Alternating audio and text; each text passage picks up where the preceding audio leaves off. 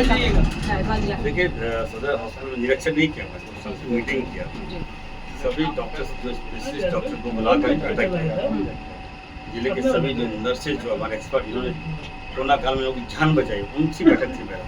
हमने कहा alert mode में रहिए, जान बचाना हमारा कर्तव्य है, पहला कर्तव्य है।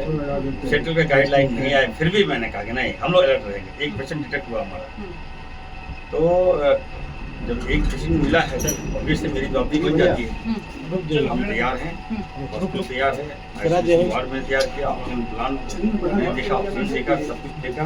और मैंने आग्रह किया लोगों से थोड़ा सा आप लोग बढ़िया मास्क का प्रयोग करें, भीड़ भाड़ में ना जाए। अगर आपको खांसी है, बुखार है, सर्दी है, सांस लेने में दिक्कत हो रही है, तो तुरंत आप हमारे पास आए, हमें बताएं, ताकि मैं जांच करूंगा। जांच में अगर पाया गया कि नहीं ही इज पॉजिटिव तो उनको एडमिट करेंगे। जांच में पाया गया कि नहीं ही इज नेगेटिव तो उनको डिस्चार्ज करेंगे। हॉस्पिटल को जितने भी एयरपोर्ट हैं हम लोग स्क्रीनिंग करने के लिए हम लोग तैयार हो गए। सारे लोग वहाँ लग गए, डॉक्टर लग गए, टीम लगी हमारी। सारे लोगों का हम लोग स्क्रीनिंग नहीं करेंगे, तो किसी को लगे कि नहीं डाउटफुल है, बीमार है, सांस फूल रहा है, चल नहीं पा रहे हैं, कमजोरी है, तो उसको अपने अंदर ले लेंगे। सारे बस स्टेशन, सारे रेलवे स्टेशन और हाट वगैरह वाले वहाँ हमारी टीम लगी थी। झारखंड सरकार पूरी तरीके से तैयार है, स्वास्थ्य विभाग पूरी तरीके से तैयार है, लेकिन एक तरफ जहां नए संक्रमित पाए गए हैं जिसका इलाज सेंटर बीटा में हो रहा है, दूसरी मरीज ना पाया जाए, इसको लेकर के स्वास्थ्य विभाग की क्या तैयारी है? हालांकि अभी तक सेंटर की तरफ से कोई गाइडलाइन नहीं आई है, लेकिन फिर भी आपको लगता है कि अब सख्ती बरतनी चाहिए? क्या लग रहा है? क्योंकि पुराने थोड़ा सा अगर कुछ खामियां होगा तो सारे मेरे माथे में पड़ेगा जी। और अच्छा होगा तो भाजपा की एक्सरसाइज करेगा। इससे पहले हम यहाँ पॉलिटिक्स नहीं हो रहा है, मेरी जवाबदेही है, हमें जवाबदेही मिला है, मैं उस पर काम कर रहा हूँ।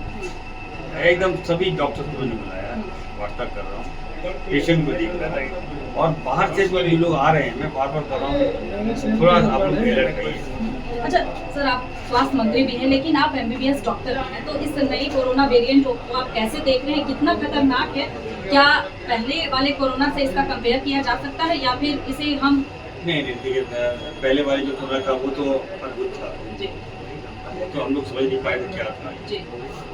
लेकिन चलिए उससे हम लोग लड़ाई लड़े और जीते। क्या हुआ नहीं हुआ आपको पता है, कैसे लोगों की जान हमारी सरकार ने बचाई, हमारे मुख्यमंत्री आदरणीय हेमंत सोरेन जी क्या नहीं किया। चलिए वो एक फेज था, दूसरा फेज हम लोग बिल्कुल ठीक है, करने की बात नहीं है। और अभी हाल के दिनों में एक साल पहले ओमिक्रॉन वायरस आया था, जो वेरिएंट बच्चों को ज़्यादा इफेक्ट कर रहा था, उस पर भी हम लोग याद पाए। और अब जो है JN.1 वेरिएंट जो आया है, वो जो सीनियर है उस पर ज़्यादा इफेक्ट कर रहा है। 80-85 ईयर्स ओल्ड को ये जो वेरिएंट है वो ज़्यादा इफेक्ट कर रहा है। तो अभी बेंगलोर में एक पेशेंट का डेथ हुआ, वो भी 85 प्लस थे। यहाँ भी जो पेशेंट एडमिट हुआ है वो भी इसी वो 60 अप्रोक्सीमेटली, और जो भी मैं देखता हूँ 60 प्लस ही होंगे। तो पहले हिस्ट्री मैंने देखा, तो कहीं से वो गए थे, इन्फेक्टेड हुए, उसके बाद वो आए एडमिट किए, लेकिन वो अभी जाँच चल रहा है। मैं लोगों से कहूँगा कि अभी भीड़ भाड़ में नहीं जाइए, मास्क यूज़ कीजिए, 3 लेयर नहीं करना है, 1 ही लेयर कीजिए, लेकिन पैनिक नहीं है, प्रिकॉशन कीजिए, खाना पीना अच्छा खाइए, विटामिन C लीजिए, घर में एंटीबायोटिक रखिए, एरिथ्रोमाइसिन रखिए, जिंक विटामिन रखिए।